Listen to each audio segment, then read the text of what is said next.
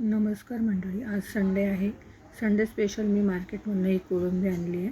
त्या लोकांकडून सोलून आणली होती, पण आज घरी येऊन मला परत क्लीन करायची होती. आता इथे मी क्लीन करते बघा.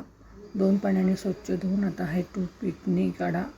याच्यामध्ये काळा दोरा असतो, तो काढावा लागतो. तो जर आपल्या पोटात गेला तर इन्फेक्शन होतं. तो मध्ये सुरीने कापून पण तुम्ही ह्याचा दोरा काढू शकता. हे पाहता इथे मी तुम्हाला दोरा दाखवते काढून कसा असतो तो काळा दोरा. बऱ्याच लोकांना हा दोरा माहीत नाही, त्यामुळे ते तसंच क्लीन करून धुवून टाकतात. पण त्याचं पोटात इन्फेक्शन झालं तर त्रास होतो.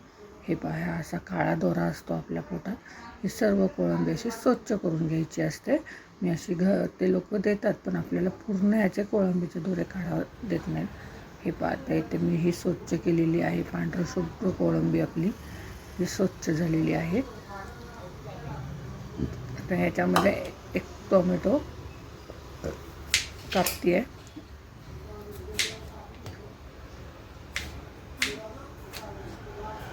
टोमॅटो एक कापून घ्यायचा. त्यानंतर मग आपल्याला एक मोठा कांदा घ्यायचा, तो कांदाही कापायचा आहे. हे पाहिजे मी कांदा कापते, टोमॅटो कापते आहे. आता तुम्हाला मागच्याच मी हिरव्या मिरचीचं वाटण दाखवलं नव्हतं. आता हे मी तुम्हाला आता इथे वाटण दाखवते. आता हे आपलं कांदा कापून झाला की मी तुम्हाला वाटण दाखवते कसं करायचं ते. तर हे वाटण झालं की 4-5 हिरव्या मिरच्या घ्यायच्या, एक आल्याचा तुकडा घ्यायचा, 7-8 लसणाच्या पाकळ्या घ्यायच्या, सुकं खोबरं घ्यायचं, कोथिंबीर घ्यायची आणि हे सर्व आता आपण मिक्सरमध्ये मिक्स करायचं. थोडंसं चवीपुरतं मीठ टाकायचं आणि हे वाटण वाटून घ्यायचं. हे वाटण वाटल्यानंतर ना तुम्हाला मी दाखवते पुढची पुढं काय करायचं. आता तोपर्यंत हे वाटण वगैरे वाटून होईपर्यंत मी भाताचा कुकर लावून घेतला आहे, पीठ मळून ठेवलं आहे. आता कोळंबी हे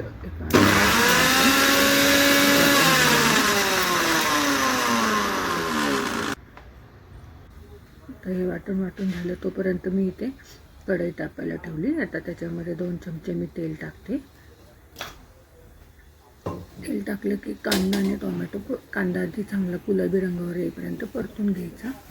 तो परतून झाला की मग आपल्याला टोमॅटो टाकायचा. हे पाहता तुम्ही कांदा परततो. हा कांदा परतून झाला गुलाबी रंगावर, त्याचा हळूहळू रंग चेंज होत आहे. तो चेंज झाला आता आपल्याला याच्यामध्ये टोमॅटो टाकायचा.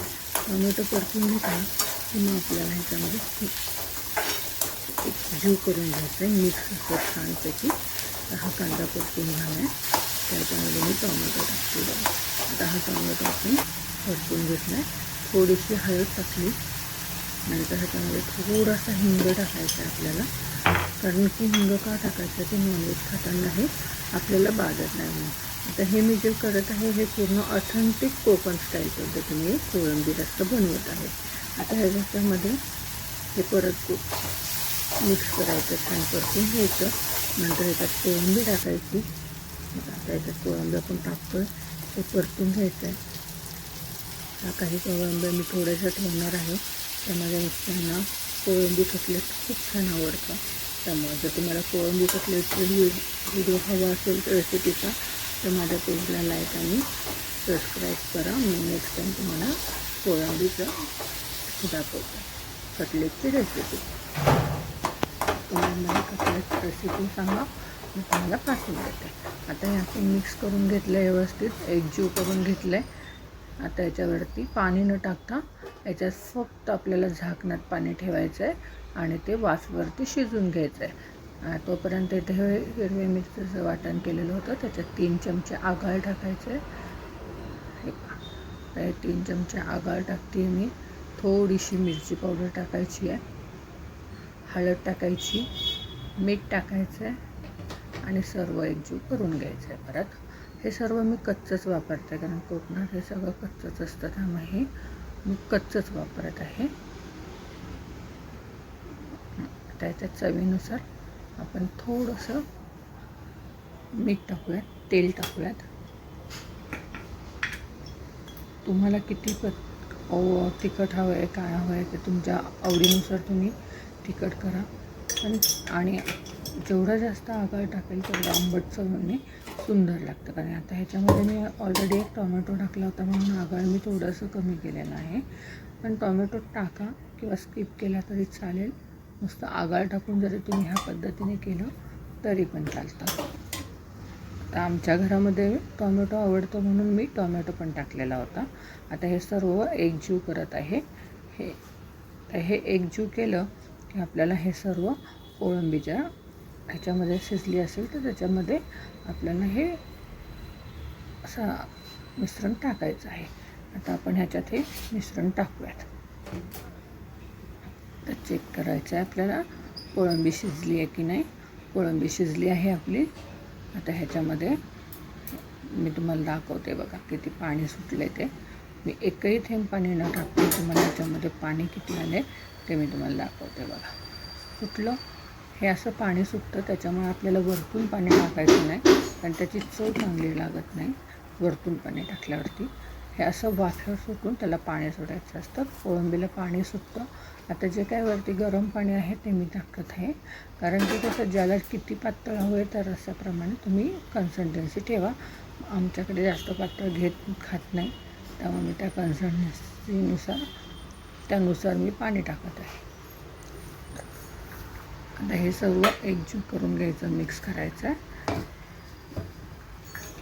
त्याच्यानंतर मी थोडंसं हिरव्या मिरचीचं वाटण केलं. त्या वाटणातलं पाणी राहिलं होतं ते मी थोडंसं पाणी टाकते. आता हे सर्व आपल्याला एकजीव करायचं आहे. आता आपण एकजीव केलं. थोडंसं मी किंचित आता हे मिक्स करून घेऊन मग त्याच्यामध्ये थोडीशी मिरची पावडर टाकणार आहे. काश्मीरी मिरची पावडर तुम्हाला कलरसाठी यूज करू शकता तुम्ही. मी तर काय कोकणातलीच आहे त्यामुळे तशीच मी मिरची पावडर ती कोकणातलीच यूज करते. आणि मग आता ह्याच्यामध्ये आपण थोडंसं हे तेल टाकायचं.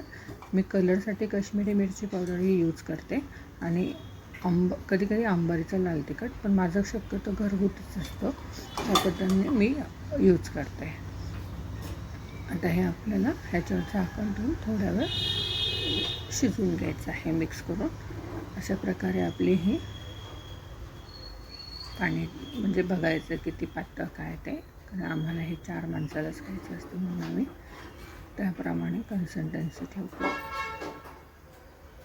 तर ह्यामध्ये झाकण ठेवून आपल्याला हे शिजवून घ्यायचं आहे परत एकदा वाफेवरती. तर ही माझी रेसिपी आवडली असेल तर लाईक आणि शेअर करा, सबस्क्राईब करा.